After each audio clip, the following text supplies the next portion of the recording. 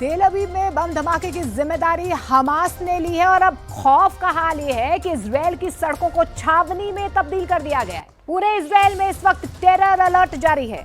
जलते गाजा की तस्वीरों के बीच इजरायल में धमाकों की खबर ने अमेरिका को भी चौंका दिया है।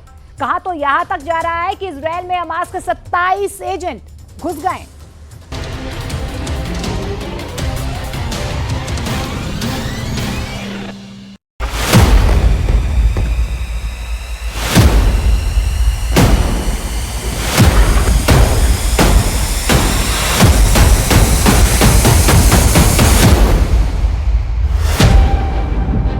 इजरायल की राजधानी तेल अवीव में फटा बम।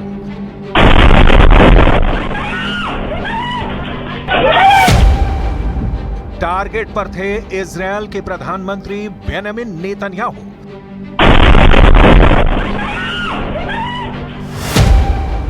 रक्षा मंत्री योव गैलेंट को उड़ाने की थी तैयारी।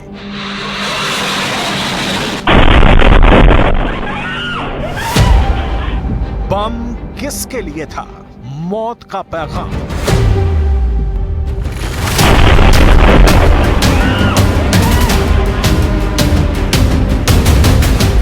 जिनके घर शीशे के बने होते हैं वो दूसरों के घर पर पत्थर नहीं मारते।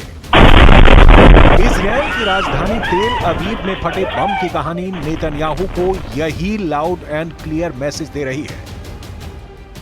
ועוד לא יודעים, תכף אנחנו כרגע בודקים את הדברים, ונכון לעכשיו אני יכול לומר שזה יכול להיות פח"ע וגם יכול להיות פלילי. כיוון הפח"ע מאוד רציני. तेल अवीव में बम टारगेट पर पहुंचने से पहले ही फट गया, जिसमें उसी शख्स की मौत हो गई जो बम को ले जा रहा था। सवाल यह है कि यह बम किसकी जान लेने के लिए ले जाया जा रहा था? बम का टारगेट कौन था? क्या ये बम हमास प्लांट करने की कोशिश में था या इजरायल के भीतर ही बैठा कोई दुश्मन बम प्लांट करने की फिराक में था? इसकी डिटेल अभी तक तेल अवीव की पुलिस जुटाने में जुटी है।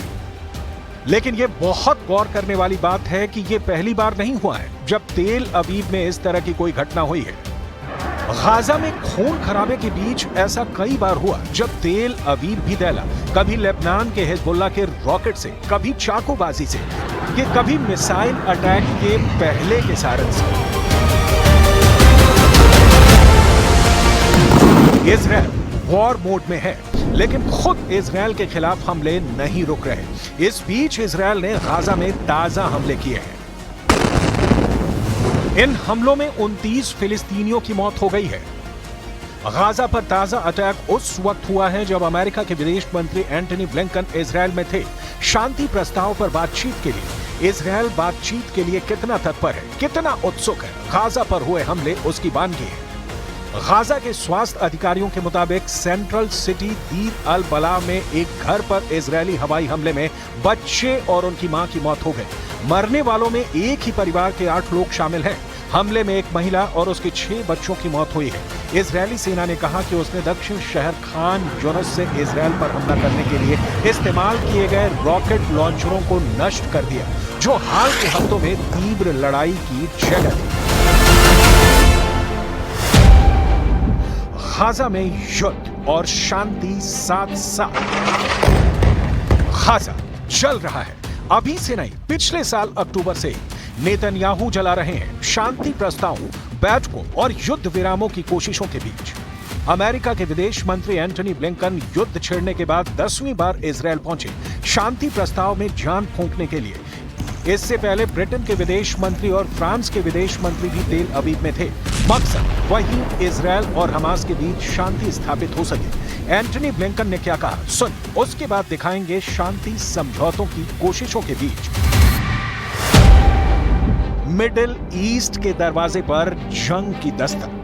This is a decisive moment, probably the best, maybe the last opportunity to get the hostages home, to get a ceasefire, and to put everyone on a better path to enduring peace and security.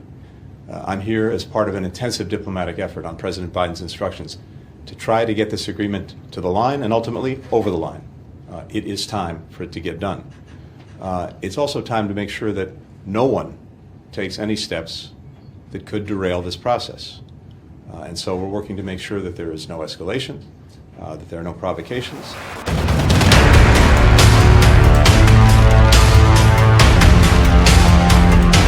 बताया जा रहा है कि Israel के प्रधानमंत्री Netanyahu और अमेरिकी विदेश मंत्री एंटनी ब्लिंकन गाजा के साथ एक समझौते पर मुहर लगाने के लिए नए सिरे से बातचीत करेंगे।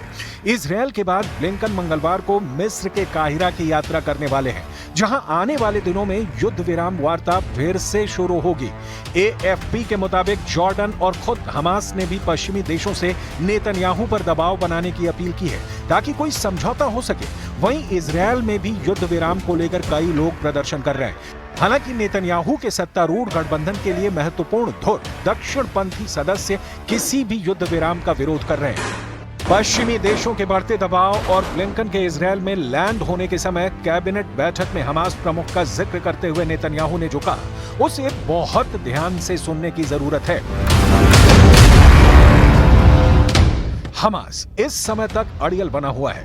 उसने दोहा में वार्ता के लिए अपना कोई प्रतिनिधि भी नहीं भेजा। इसलिए दबाव हमास और याह्या सिनवार पर होना चाहिए, न कि इजरायली सरकार पर। इससे पहले मई के अंत में अमेरिकी राष्ट्रपति जो बाइडेन ने एक फ्रेमवर्क तैयार किया था और कहा था कि यह इजरायल की ओर से आगे बढ़ाया गया है। संयुक्त राष्ट्र सुरक्षा परिषद ने बाद में इस प्रस्ताव का समर्थन किया। प्रस्ताव के तहत शुरुआती 6 हफ्तों के लिए लड़ाई रुक जाएगी। इजरायली जेलों में बंद फिलिस्तीनी कैदियों के बदले इजरायली बंधकों की लेन देन होगी और मानवीय सहायता गाजा पट्टी में पहुंचाई जाएगी।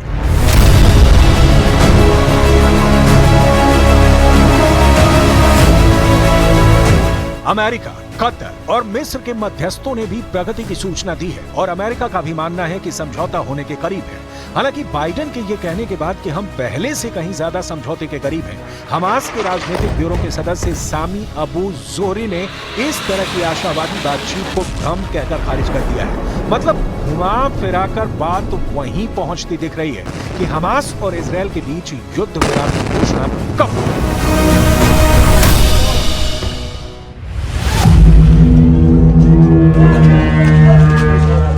हमास इजरायल युद्ध में अब तक 40,000 से ज्यादा लोग मारे जा चुके हैं।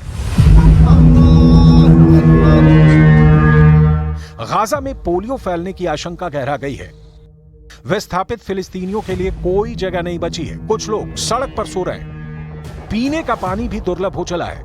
बाजारों में भोजन तो है, लेकिन ये बहुत महंगा है और फिलिस्तीनियों के पास पैसे नहीं बचे हैं। खून, मौत, मातम और सन्नाटा ही गाजा का वर्तमान है।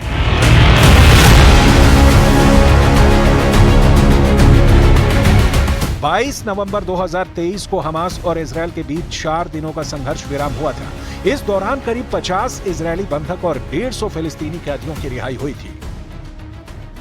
इसके बाद से सीज फायर डील पर सहमति की कोशिश की जा रही है, लेकिन अब तक कोई सकारात्मक परिणाम सामने नहीं आया है। इजरायली डिफेंस फोर्स दम भर फिलिस्तीनियों को मौत के घाट उतार रही है। तमाम इंटरनेशनल संस्थानों की मानवीय अपील नेतन्याहू ठुकराते रहे हैं।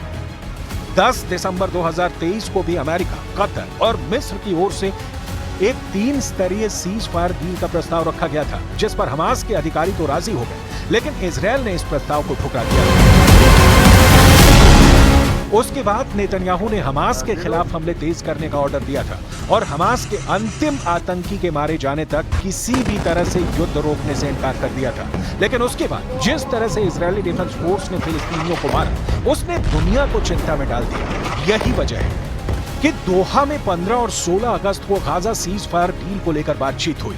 हालांकि इस बातचीत में हमास के प्रतिनिधियों ने हिस्सा नहीं लिया।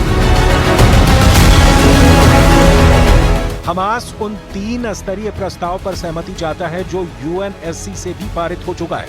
वहीं इजरायली प्रधानमंत्री ने एक बार फिर नई शर्तें रखी हैं। पश्चिमी मीडिया में छपी रिपोर्ट के मुताबिक इजरायल दक्षिणी गाजा में अपना नियंत्रण बनाए रखना चाहता है। साथ ही नेतन्याहू की मांग है कि वो गाजा में जगह जगह चेक पॉइंट्स बनाएंगे और उत्तरी गाजा में लौटने वाले फिलिस्तीनियों को तलाशी के बाद ही जाने दिया जाएगा।